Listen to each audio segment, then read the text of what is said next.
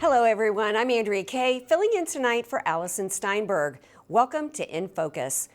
The 28th United Nations Climate Change Conference, or COP28, is underway in Dubai. This, of course, is where world leaders gather together to cook up schemes in which they can use the hoax of climate change to amass more power for themselves, individually as states, and ultimately as a world government. And they didn't waste any time. On day one, the countries in attendance approved a climate disaster fund deal that would allegedly help nations suffering from damages caused by climate change. Who's going to pay for it? Well, while the key details have been unresolved at this time, you know the answer to that. It will be the so-called high-income countries, because this is nothing more than a Marxist income redistribution scheme. Low-income countries have previously called for sums of at least $100 billion a year by 2030 to be put towards the loss and damage caused by the climate crisis. So far, the pledges to the fund include $100 million from Germany, $100 million from the United Arab Emirates, $10 million from Japan, and $17 million from the good old U.S. I guess we should be glad it's only $17 million from the U.S., but with $34 trillion in debt, giving other countries money to deal with weather is disgraceful. The UK has pledged funds but hasn't indicated the amount. And they're probably pondering adding some zeros to the number to save face from the backlash after Prime Minister Sunak, King Charles, and Foreign Secretary David Cameron took separate jets to the conference. Nothing yet from the great Greta Thunberg on their hypocrisy. She may still be out chanting for the death of Zionism. After all, there's not been one panic-based prediction that's ever come true from these hucksters. So they've got plenty of spare time to expand their anti-Western civilization efforts, which is at the heart of this conference. Joining me now to discuss from COP28 is Alex Newman, CEO of Liberty Sentinel Media. Alex, thanks for being with us today. Great to be here. Thank you very much for having me, Andrea. And yeah, I'll be headed to the COP28 in just a few days. I've been going to these things since about 2009 was the first one I went to in Copenhagen. And everything about them is just, it's got hoax written all over it. It's truly incredible. Yeah, it is, including the fact that countries need to be ponying up money to give to countries like Barbados to deal with weather like hurricanes. You know, I'm from the state of Louisiana. I've been growing up with hurricanes, and we call it weather, and it's just part of a weather pattern. But this climate fund is a long time coming. Of course, they're not revealing the details. I thought you were already there. You're on your way there, but knowing you know a little bit about this fund. What can you tell us about it? Yeah, I've been following the evolution of the attempt to create this fund for a very long time. I think the best way to think of it is like a slush fund. They need to find a way to get the third world kleptocrats on board with this thing, so they need to offer them something. Think of it like bribe money, right? They're going to loot the middle class in America, or what's left of the middle class in America. They're going to loot the middle class in Europe and Japan to be able to bribe the leaders of these third world countries, who of course have been kept in poverty by the very kleptocrats who are going to be getting this money. And you know what they're going to do with the money. They're going to buy more limousines. They're going to hire more soldiers. They're going to put some of it in Swiss bank accounts. They're going to use more of it to oppress their populations. And in exchange, all they got to do is promise to keep their people in perpetual poverty by making sure they don't extract their resources, they don't build power plants, they don't electrify the countryside.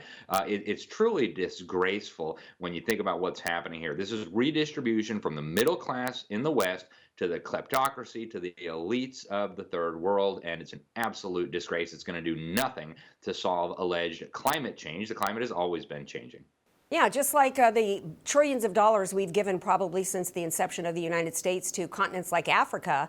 And the money always ends up in the hands of the elites and the dictators, the rulers, and it never makes its way down to the little people.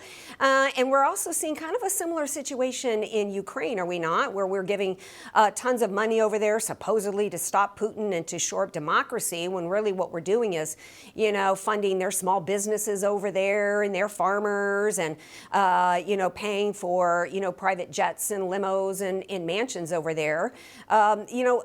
Everything going on right now, and that's actually, I believe, part of the Great Reset as well, part of the effort to move us into this new world order, global domination. If they can get us over on energy and on our health, then they can have complete domination. So, and are we seeing that at all in COP28? I know that this is the UN's climate climate change conference, but clearly climate is a part of the World Health Organization and the UN and the World Economic Forum, which has the efforts to seize control over us with our health. Are you seeing at all the combination of those at COP28? Absolutely, Andrea. In fact, the climate hypothesis, the idea that human emissions of CO2 are causing catastrophic climate change, underpins virtually every element of the Great Reset, the globalist swindle that is taking place right now. One of the things they want to do for this climate fund that you just described, they want to impose international taxes. And they're saying so openly. And, oh, it's just going to be a really small tax on air travel or financial transactions or this, that, and the other. And you can be sure it'll start as a very small tax. And before you know it, it'll be a huge tax. And it will enable the United Nations to do whatever it wants without restraint. Hire more police, hire more soldiers, create more courts, impose its will across the board. You look at every element of the agenda, including, by the way, the power grab involving health. I was at the UN climate conference last year in Egypt, and you had the head of the World Health Organization, an actual well-known former communist terrorist leader. He was on the Politburo of the Tigray People's Liberation Front, which is a known terrorist organization. And he said the climate crisis is a public health crisis. So everything they did to us during COVID under the guise of keeping us safe from that, they want to do to us now under the guise of keeping us safe from climate change. And to understand truly how insidious this agenda is, Andrea, people have to understand what they're saying here. They're saying that the gas you exhale, right, about 2 pounds of CO2 comes out of your mouth every single day. That gas, they're saying, is a dangerous, toxic pollution. But if we pay enough taxes to the UN, somehow they're going to make the temperature of the planet perfect. From a scientific perspective, it is absolutely ludicrous. But from a totalitarian perspective, it's hard to think of anything more brilliant. Well, but it actually shows, yeah, it is brilliant from a strategy standpoint, but it's pretty common sense. Shouldn't it be common sense to the world that you can't tax there's no tax that's going to have any effect on this? Not to mention the fact that, even if it did, the biggest polluters in the world are China, and they're not going to be doing having anything to do with carbon emissions. But I want to piggyback on something you said about using, emergencies as an excuse. We also see using emergencies and crises as an excuse to take our guns here. Like we just recently had New Mexico Governor, I believe her last name is Grisham, say, oh, we've got an emergency. Some kid was killed at a drive-by. We've got to take everybody's guns away. And we actually saw that attempt. I don't think it was successful in New Orleans, where I'm from, after Katrina, speaking of hurricanes, to where they said, oh, we had a hurricane, people's homes wiped out. We got to come and take everybody's guns. Is there anything related to gun control that you're hearing and you expect to hear at COP28? There always is, Andrea. In fact, the U.S. is always target numero uno at these things. And the secretary or the director general of the World Health Organization has said not just climate change is a public health crisis, but gun violence is a public health crisis, and racism is a public health crisis. So everything is a public health crisis. And, to pick up on what you said about communist China, that is the key to unravel this whole scam, Andrea. Once people understand what's going on with communist China, the whole fraud falls apart, because you can prove that the ringleaders of this fraud, called the climate change process, do not believe their silly hypothesis in the first place. If they truly believed it, the last thing in the world that they would want to do is shut down industry, manufacturing, energy generation in the United States and ship that all to China, where it's all going to be powered with coal-fired power plants, where the CO2 emissions per unit of economic production are drastically higher than the United States or Europe or Japan or South Korea. So from the perspective of this hoax hypothesis, the worst thing you could do is ship production to China if you truly believe CO2 is bad. And yet that's exactly what they did under the Paris Agreement. I was there when this happened.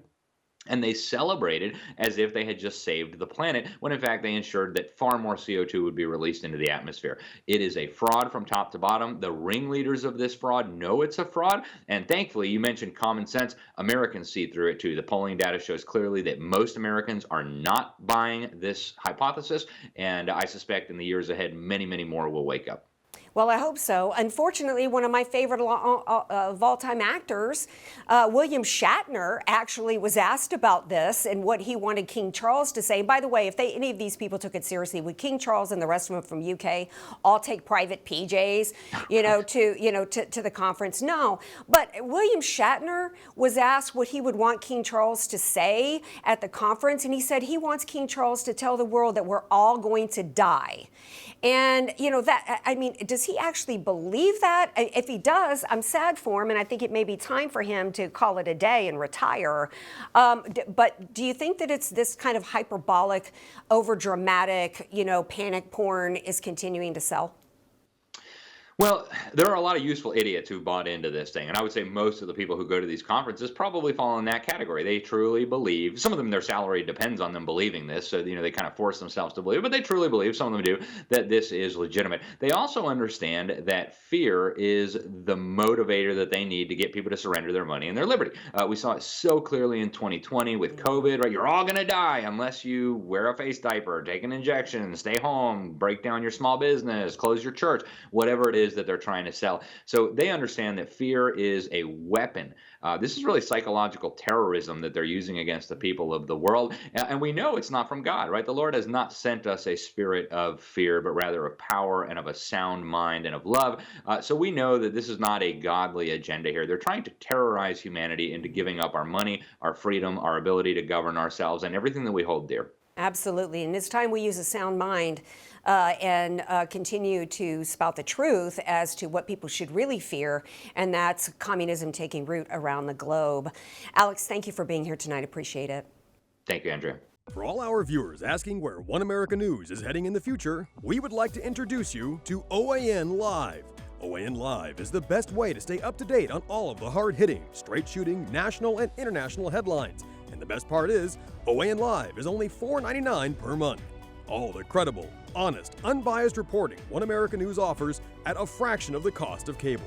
Just go to OANN.com to easily sign up for OAN Live and stay informed.